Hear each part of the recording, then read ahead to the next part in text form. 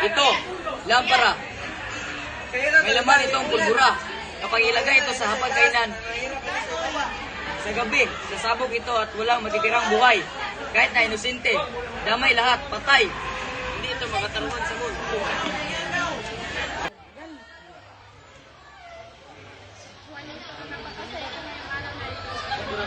Sana matuloy tayo sa pagbuhay.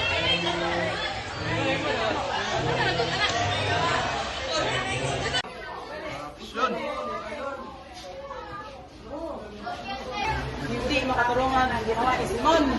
Madaming tao madadamay.